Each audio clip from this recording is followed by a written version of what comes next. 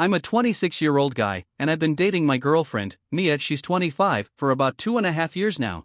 We've been living together for the past year, and lately, we've been butting heads over how we spend our weekends.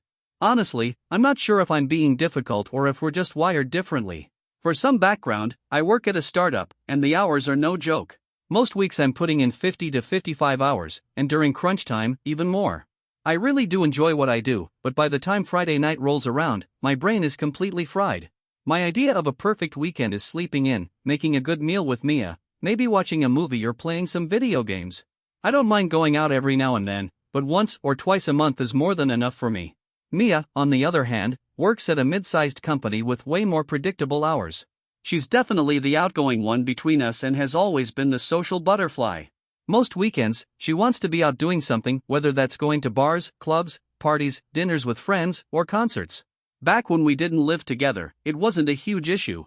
We'd do our own thing on weekends and hang out more during the week. But now that we share a home, it's becoming a constant source of stress.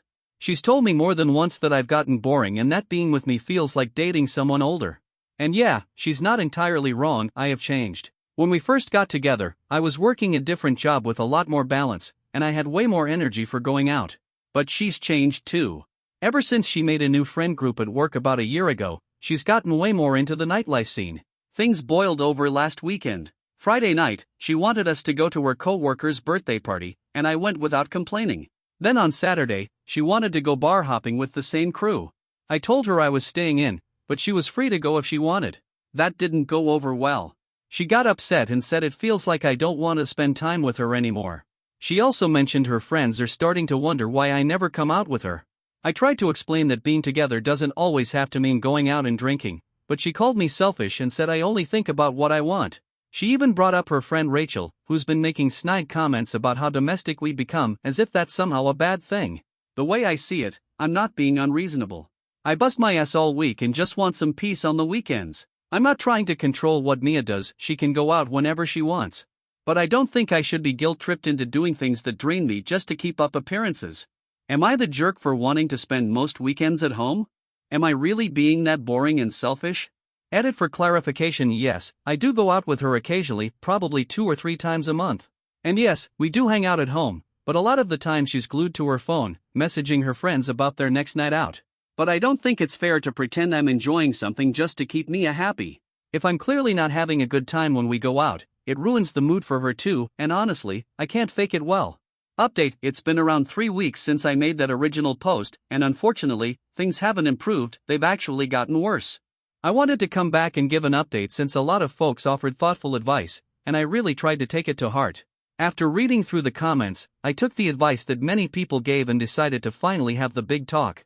I chose a quiet Sunday morning when we were both relaxed and brought up the whole compatibility issue that's been gnawing at me. I hoped it would go smoothly. It didn't. As soon as I brought up how it feels like we want different things, not just from our weekends but from the relationship overall, Mia got defensive. She said I was making her feel guilty just for wanting to enjoy her life. According to her, I was blowing everything out of proportion and making a big deal out of normal relationship ups and downs. Then she hit me with something that really stung. I feel like I'm dating someone who's 40, not 26. I miss how you were when we first started dating.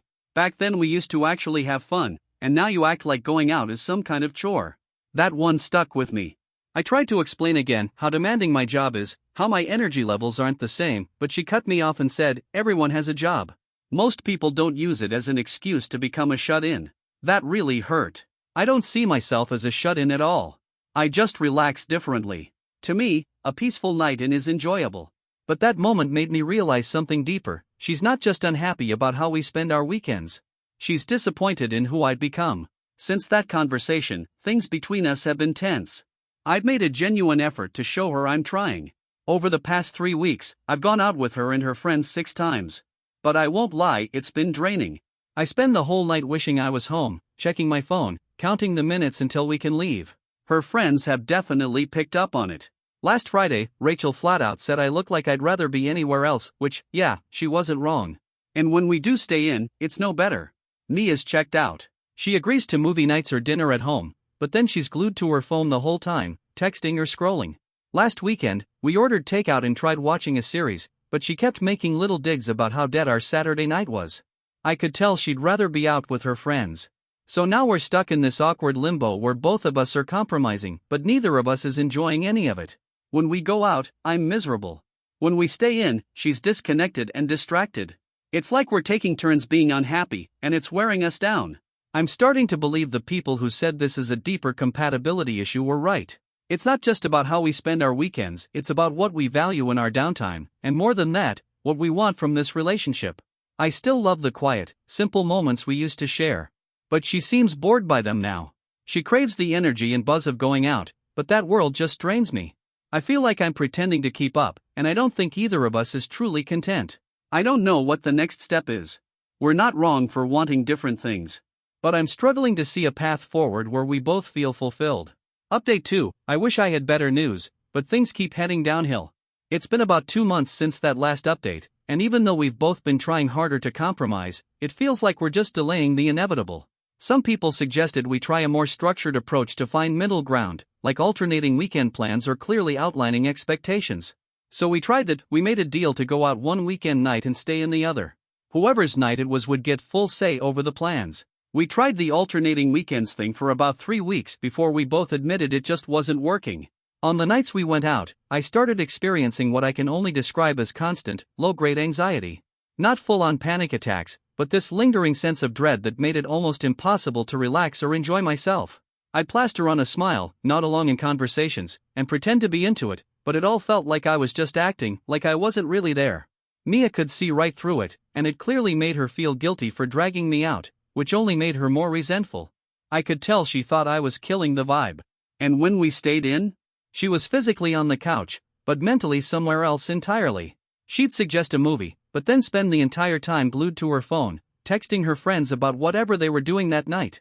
If I asked her to put it away, she would, but then she'd get visibly annoyed, fidgeting, sighing, or suddenly bringing up how boring our neighborhood was or how we never do anything spontaneous anymore. The final straw happened about 2 weeks ago. It was my weekend to choose, so I went all out. I spent most of my Saturday afternoon cooking this elaborate dinner, thinking it would bring us back to what we used to enjoy. I was actually excited. It felt like the kind of cozy night we used to love. But right in the middle of dinner, her phone kept buzzing with texts from her friends. They were at some rooftop party downtown, and I could see how badly she wanted to join them. She kept apologizing and setting her phone aside, but her eyes would flick to it every few minutes. Eventually, I told her she should just go. She tried to protest, but I insisted. 15 minutes later, she was out the door. I sat there alone, staring at the food I'd worked so hard on, feeling like a fool for thinking a nice dinner at home could ever compete with a rooftop party. Then came her weekend to choose. We ended up at one of her usual spots, a loud club with her friend group. I spent $120 on overpriced drinks I didn't even want, stood around making small talk with people I barely know, and watched Mia come alive. She was laughing, dancing, completely in her element. It was probably the happiest I'd seen her in weeks.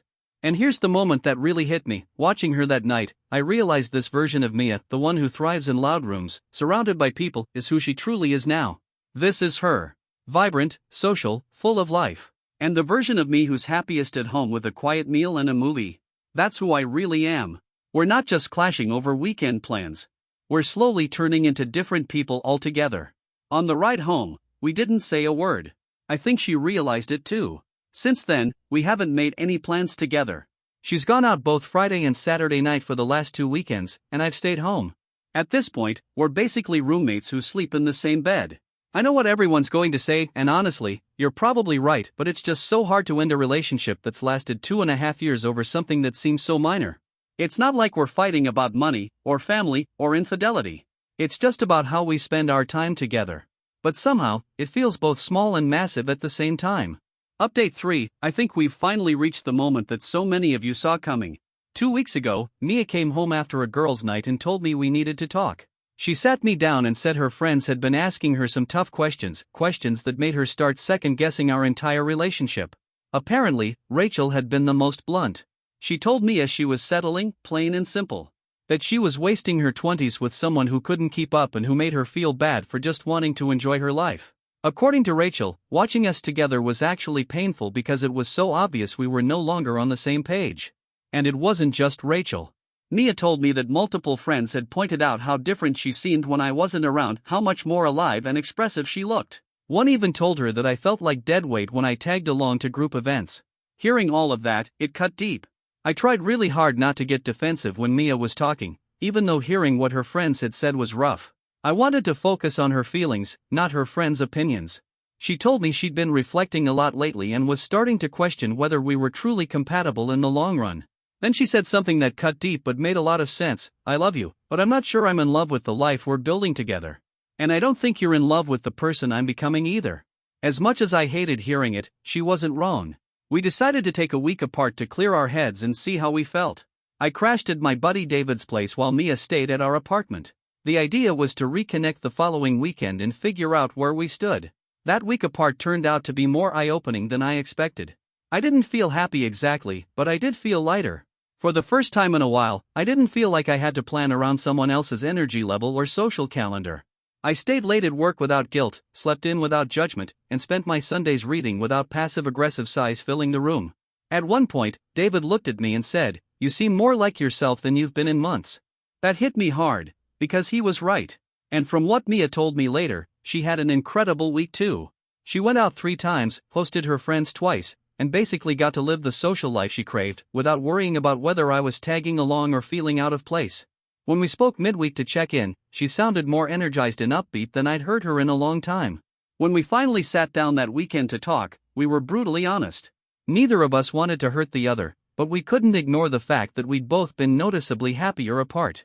It felt like we'd spent so long trying to make this relationship work that we forgot to ask ourselves whether it should work. Mia said something that's been echoing in my head since: maybe some people aren't meant to be together forever, even if they love each other. We didn't make a final decision that night, but we both admitted that things were probably beyond saving. We agreed to give it one more week of living together, just to see if there was any path forward.